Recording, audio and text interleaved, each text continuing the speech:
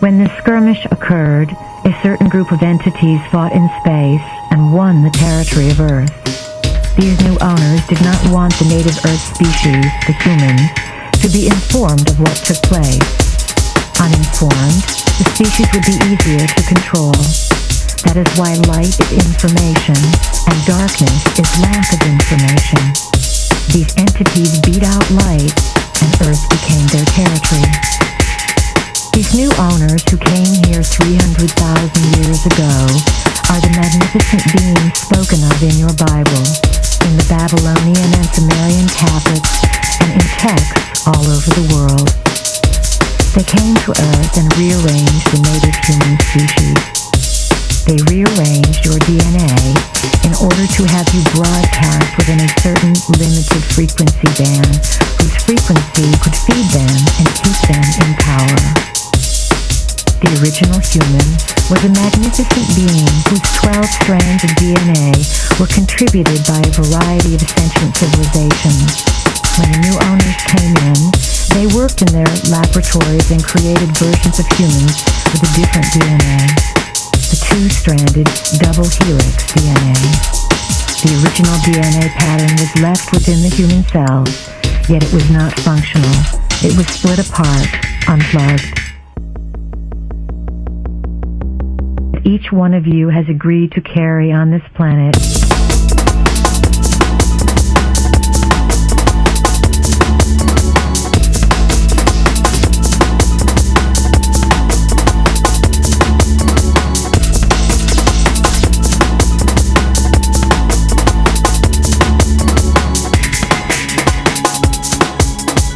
Each one of you has agreed to carry on this planet.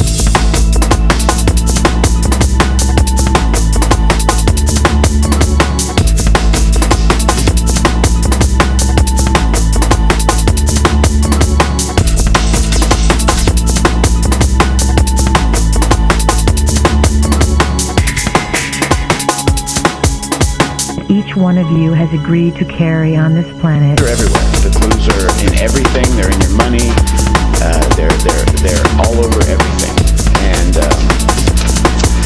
basically, the way they see it, if they put it in open, like out there in the public for everyone to see, we're fair game. Me, you, we're all fair game to them. So in that short history lesson, the human race is not 10,000 years old as the history books in school would teach our kids and as we've been taught. Okay? The human race has been here on Earth for over 900,000 years. The Earth was two continents. At one time it was New Lemuria and then Atlantis. They lived in peace for a long time until Lemuria went to war with Atlantis. Lemuria and Atlantis, they were fifth dimensional civilizations. We, as Pleiadians, came back through time into what would perhaps be called our past, in the vestige of representatives of light.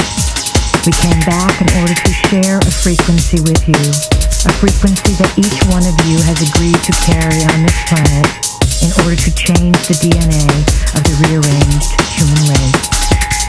The plan to change the frequency modulation affecting the human species entails the rebundling of your DNA and of the light-encoded filaments.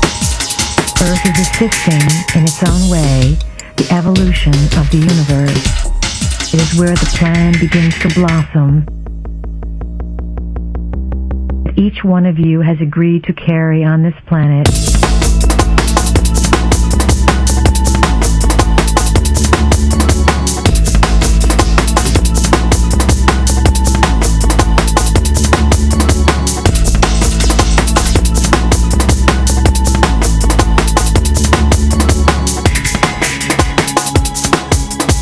Each one of you has agreed to carry on this planet.